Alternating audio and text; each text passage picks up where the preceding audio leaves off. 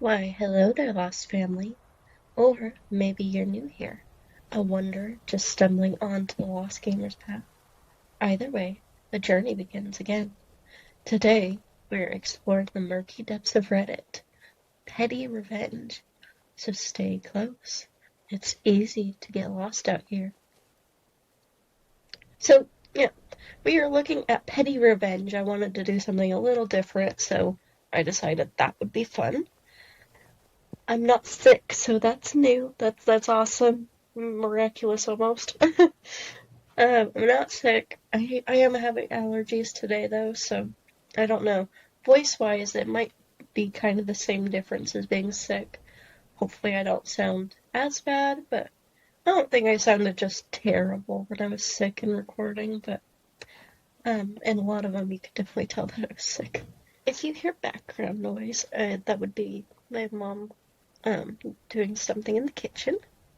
Hopefully it's not too disturbing. It's pretty quiet, so I'm not sure the mic will pick it up, but figured I would let you know in case it does. Okay. Crappy neighbors keep stealing my laundry cycles and dumping my clothes. They did it again today. Emptied my barely wet clothes out of the washer and into the dryer, then put their load of clothes in to run on the detergent and cycle I paid for, with all three loads of my laundry. Crazy. Imagine my surprise when I showed back up to the laundry room 5 minutes early to find my clothes so beat in the dryer and somebody else's laundry halfway through the wash cycle. Mine were dragged through the uncleaned lint trap on the dryer door, too. I had 25 minutes to act, so I had to improvise. They were on wash cycle still, but they would switch to rinse in a few. They're old machines, still some proper analog hardware interface to them, and the Bluetooth was installed after the fact, connected to the machine power supply, and controlled the door. I paid for the cycle, so I used the app to pause my own laundry, grabbed some lint from the lint trap they dragged my clothes through, and tossed a little into each stolen load, then closed the door to restart the rinse cycle. I then unplugged all three washers once they had locked again, disabling the Bluetooth-based mid-load unlocking. I'm sure somebody will figure out the machine's unplugged, but I had to crawl back there pretty far, and if they're doing this to everyone else too, I'm sure it'll take a while for someone to decide to tell them. So, hey, a-hole, your clothes are staying in the machine until you learn to pay for your own dang laundry. Have fun getting them back. I'll be paying a new cycle for mine on a different floor. Edit update. It's been a few hours. My clothes are finally done. Stepped by the second floor laundry room and was terribly dismayed to see there seems to be an issue with three of the washers. Wouldn't let someone's clothes out. How unfortunate. Edit 2, tired of answering y'all's questions about the time discrepancy, so I'm gonna answer this once more. When you force the washer door while it's latched on rinse cycle, the machine stops. The machine stops the load, but the app doesn't update without the direct Bluetooth connection. The machines were older than the app, so the sync is all janky. It only locks during the spin cycle, and another tenant showed me how to get it to reset a load by doing that. It's useful if your clothes need a second spin cycle before rinsing. Unfortunately, somebody decided to use it to be a jerk. Edit 3. The people have spoken. One more load of linens this weekend. Same time, same place.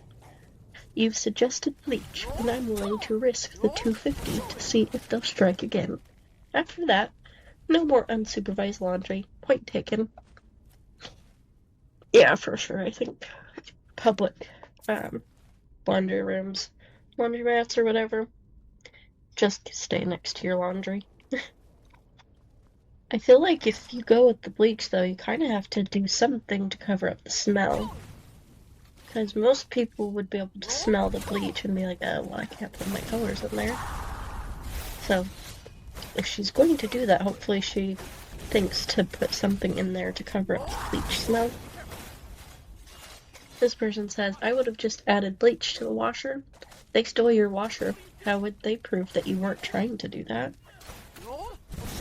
And the OP replied, didn't have any on me. I was washing my work pants. We'll try this if the issues continue, though. That said, my apartment complex isn't in a particularly nice part of town, and the ish I see in that lint trap was enough to make me wash all my laundry again. Theirs is going to be marinating in the damp with that stuff until the washer gets fixed. This person replied under that, a red Sharpie or a blue crayon would be the good thing to accidentally throw in the laundry. Don't forget fish oil capsules. Oh my, that would be horrible. A lipstick can be handy for such purposes. I bet. I think that would be really hard to get out of your clothes. And the fish oil, for sure. That would be awful. But that's why you don't steal people's laundry. Oh, this person said that their husband actually ran a cycle with a krill oil capsule in it last year. They say it was awful, I bet. Someone said, but the machine might not recover for a while. LOL, yeah, there's some casualties of this war. You know the saying, to make an omelet, you've got to break a few fish oil capsules, or something like that. Yeah, that would be a little crazy. This person says, I would bleach their laundry the first time. Second time, throw their clothes in the dumpster. Yeah, that's not a bad idea. Bottle of green dye is less than $4. Yeah, that's actually a good idea, because that honestly might be more catastrophic than the bleach, depending on what they're putting in. But yeah, you'd have to go with like a really gross looking green, like a green that nobody would want. This person's recommending lemon scented bleach. That might cover up the smell, but good enough. Ooh, that's smart. This person says there's a post on Reddit about a housemate stealing detergent. The poster put blue dye into the detergent. The poster claimed it was the detergent that was used to wash her jeans to keep them blue if they were caught. That's really smart. Okay. Let's move on to the next one. The title of this one reads, Have fun without your video game. Last night, my wife and I went to Target for a few grocery items. After I was driving down the first aisle of the parking lot, I saw people getting into a car, so I flicked my turn signal on to park in their spot once they vacated it. As I was waiting, a Chrysler? I don't know. I'm not really a car person. You can tell me if I'm saying that wrong. 300 came up behind me, waited for 10 seconds or so, and then honked, and then sped around me. The parked car started to leave but turned toward me, so I had to wait for it to get out of my way before I could take its spot. As that was happening, the 300 quickly reversed back down the aisle, and as I was turning into the spot, he gave it some more gas and it backed into it before I could. The driver just glared at me, and the chick in the passenger seat was looking at us and laughing. I was annoyed, but just went to the next aisle in the lot. But then as my wife and I were walking into the store, I saw the driver and his girl getting out of the 300, plus another guy and a girl getting out of the back. We all ended up walking into the Target at the same time. I didn't say anything to them, it wasn't worth it, but I was able to cut him off before he could get a cart, and I took my sweet time unhooking mine before he could get to his. This is petty revenge, but it's not the petty revenge I'm here to write about. Read on. After getting our cart, my wife and I headed past the registers and pharmacy section towards grocery to pick up what we needed, and it registered in my mind that they had headed down the other direction, down the racetrack, past the women's clothing, and toward the back of the store.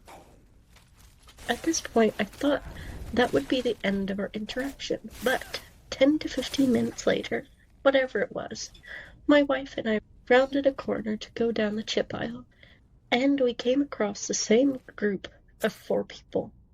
We picked up what we needed and continued down the aisle to go to the next one, when we happened upon their cart, which they had left unattended by the end cap, while they all went down the chip aisle.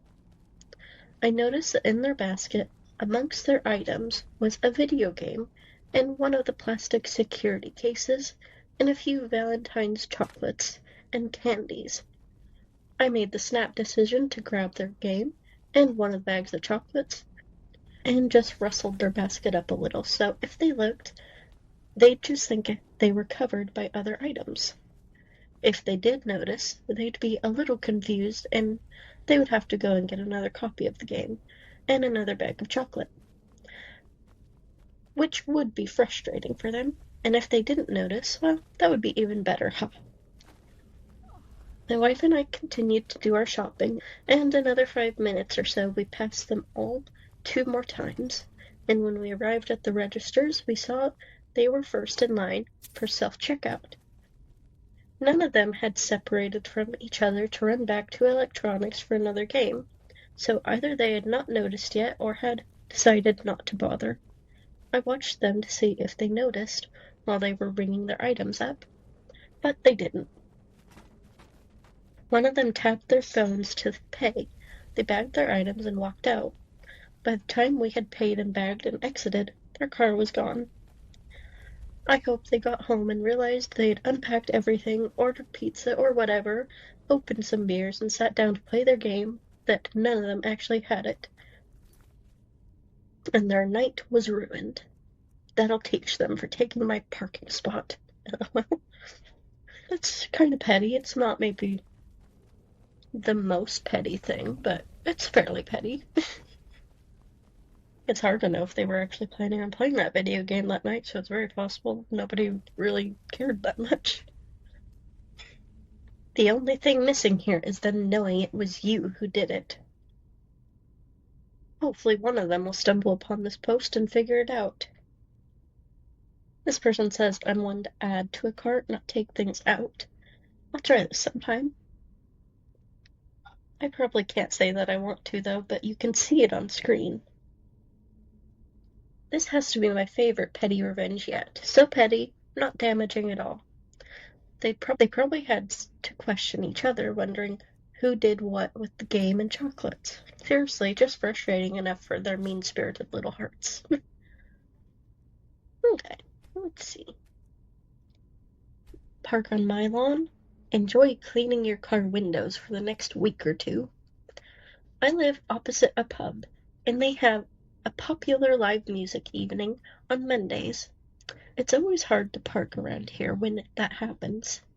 I came out to walk over and listen to the music yesterday, and someone has clearly found it so hard to park that they had parked on my lawn. Yep, driven up over the curb and nestled their piece of crap car between my flower pots and parked on the manicured grass. I went into the pub and asked whoever it was to move, and I saw one of the musicians looking shifty, but he didn't own up or move. Fine. I went into the house and got a pen, some Post-its, some extra sticky duct tape, and a bright red cheap extra stay lipstick. I wrote "Do not park here" in bright red lipstick on every single window, including the little side ones at the back. Then I wrote "No parking" on 4 or 5 of the Post-it notes and stuck them to the front and back windows with a ludicrous amount of duct tape, about 2 feet per Post-it. Dang. I knew full well that whoever had parked there was probably watching me through the pub window. I hope they also enjoyed their drive of shame home, scraping the duct tape glue off of the glass and working out the rock-hard set lipstick. I then went to bed.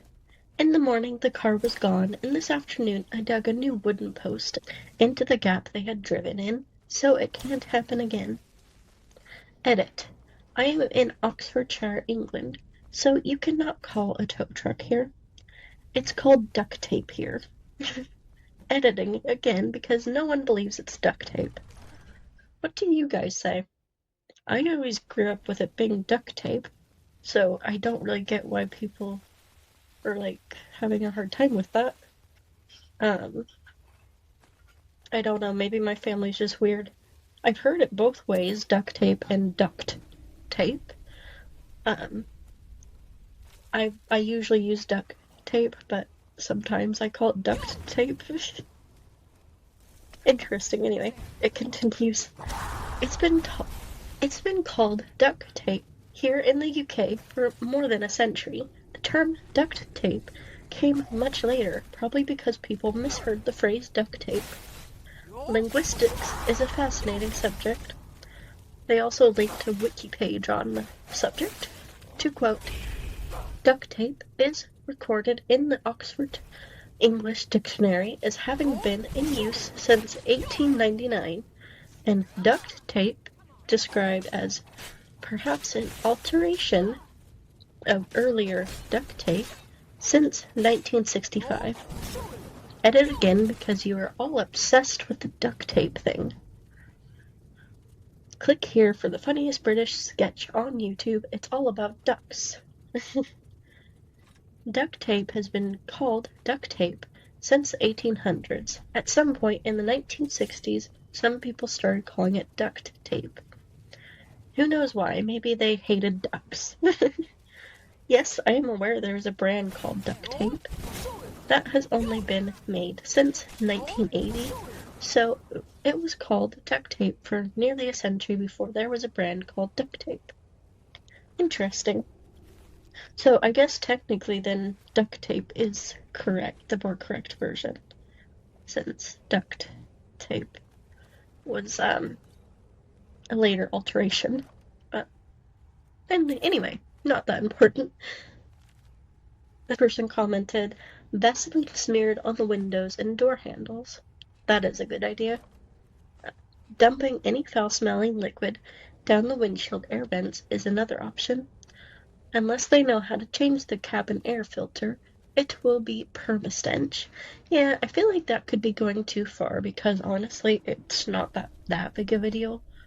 And that would be a pretty big deal. So I think that's a little too petty for my personal taste. I liked the Vaseline idea. I like what she did with the lipstick because lipstick is so hard to clean, especially depending on the type of lipstick you use. And the duct tape, that's a good idea. And then, putting up the post was the best idea because then it can't really happen again. The Car Talk guys said they officially were not recommending pouring pureed fish into the vent. Yeah. Yeah, if you're feeling super petty, that is an option, but I don't recommend that one. I feel like that's going a bit too far. Any decent bait shop or ethnic grocery store has freeze-dried shrimp. Grind those into a fine powder. Try not to imagine what it will smell like when the shrimp powder rehydrates itself in the ambient humidity, then starts to rot. Oh, that would be horrific. That would be awful. Too far, too far. There are perhaps instances where that would be justified, but I don't feel like this is one of them. Someone commented under that, I believe. Those filters are easy enough to change, but the mystery goo would likely make its way through the other crevices. Plus, they'd have to figure out what was the source, versus someone stepping in something and tracking it into their car mats. Something's gross rolled under the seat or forgotten in the trunk. Oh, mouse or squirrel passed away in the engine, etc. I hope they're not and that would be way too much. Never use liquid fence. It's much too stinky. Ugh.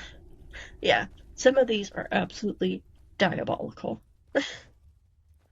In high school, the security guards would take a printed paper that said, "You are illegally parked," and rubber cement it to the driver's side window shield. My friend had a miserable time scraping that off, I bet. Vaseline smeared on glass is a real pain as well. Basically anything waterproof. Yeah, I can support something like that. That's honestly pretty harmless, but making it where the vehicle will permanently smell is just diabolical. Okay, let's move on. My law partner wanted to shame me for my messy desk. I used to be a partner at a law firm. Around 10 years ago, one of my partners, who I'll refer to as Chad, decided that he did not like my messy desk. I had a lot of copies of documents on my desk in uneven piles. Chad would openly make snide remarks in partner meetings and at firm events, like the holiday party. Honestly, that's just silly. It's not your desk, it's not your problem. That's just ridiculous. I would always I would always respond with a smile and quote Einstein. If a cluttered desk is a sign of a cluttered mind, what then is an empty desk a sign? Not getting the results he wanted, Chad finally decided to try something new to shame me. The attorneys had their own offices around the inside wall of the building. Each office had a long window next to the door that looked into the hallway and cubicles in the building. If you were outside of the office, then you could see into the office. The long windows had shades, and the shades could only be opened from the inside of the offices. I, along with other attorneys, always kept them closed so no one could see in. One day I arrived at work. I found that my shades had been opened. No biggie though. I simply closed them and went about my day. To my surprise, when I arrived the next morning, shades were again open the next day. Anyone looking in had a clear view of my messy desk. Over the course of around 2 weeks, this pattern continued. When I left work, my shades would be shut and then they would be open when I arrived the next morning. I figured that perhaps the cleaning crew was opening my shades, so I started paying attention to the other offices. Numerous other offices always kept their shades closed, and they were still closed when I checked them in the morning. Chad usually got to work very early, so it was pretty obvious that Chad was opening my shades. Given that we were both professional people and partners at a law firm, I decided I should go have a reasonable chat with Chad. Just jokes. I decided the petty revenge was the best option. Before I ever started working at the firm had taken a trip to a local lake together. I found photos of the trip, and the photos featured Chad wearing a backwards ball cap, flexing for the camera next to the female employees. Chad had skinny arms and almost no biceps. I believe he was just being silly when he flexed, but he still looked like a dork, and not like a respectable law partner who commands respect. So I blew up the photo to A4 size and made multiple copies. Then wrote on the back of the photo, "Please do not open my blinds. I prefer to keep them closed. Also, if you remove this photo, I will put up another, as I have made multiple copies." Before I left work, I taped the photo at eye level onto my blinds, so the side with the picture faced toward the closed blinds, and the note faced the inside of my office. Whoever was pulling my blinds would have to see the note. As long as the blinds were closed, no one would see the photo. If someone, gee, I wonder who, opened the blinds, then everyone would see Chad's big dumb face and tiny flexed biceps. Yeah, this is reminding me of like old comedy shows. The next morning, I arrived for work feeling a little giddy and a little apprehensive. I walked to my office and found the blinds shut. I thought that maybe Chad hadn't tried his normal stunt. However, when I opened my office door, to my surprise, the note was gone. I looked on the floor, but no note. There was just a little tape left on my blinds, like someone had ripped the photo off. But my blinds were still shut. I retaped the note/photo to my blinds, and it was gone again the next morning. However, my blinds still remained shut. I decided not to put up another note, and no one touched my lines again. Problem solved, and Chad is an idiot. And in case anyone is wondering, although my desk was cluttered with paper, they were copies of documents. The files were complete, and I never lost documents on my desk. I knew what was on my desk, and I could easily find what I was looking for, instead of going to the file each time I needed something. Okay, let's move on. Good luck gaining followers again for your music contract. Well, I was part of a band for a little over a year. They reached out to me after their bassist left and asked if I could replace him. At first, everything was fine. Then their manager started pushing for more social media presence. They told me I was good at it and suggested I take over their accounts. I agreed. From that point on, I basically became their entire brand. I handled the designs, merch, reels, TikTok posts, visuals, everything. I grew their following to the point where, honestly, the band itself wasn't even that good, but venues started inviting us purely because of the online presence. They didn't help with any of it, not even a little. Dang, I even started writing songs for them, that they keep using, by the way. A few months ago, after a gig, they kicked me out without any prior conversation, just because the old bassist wanted to come back. I was angry, but mostly hurt. I had put so much time and effort into getting them opportunities, only to be replaced overnight. So here's the petty part. They were actively trying to get a music contract, and one of the main requirements from the company was their number of followers. Knowing this, and knowing they were stupid enough to forget that I still had all the passwords, I started deleting followers. Yes, one by one. I've been doing this for almost 2 months now. Their once decent following is now down to around less than 1K, and they can't figure out why engagement keeps dropping. So it basically goes like this. Every time they post a video or an IG post, I delete almost 50 followers, just for them to think that not only the engagement is wrong, but they are creating content so bad that it is making them lose so much following. I know it's not really big, but I didn't want to make anything huge like deleting their accounts or something like that, just because I want to have opportunities with other music projects. This person said, let them get a contract, then go after them for your songs. That would be the cleanest move, to be honest. Shop around and offer the songs to other bands for licensing.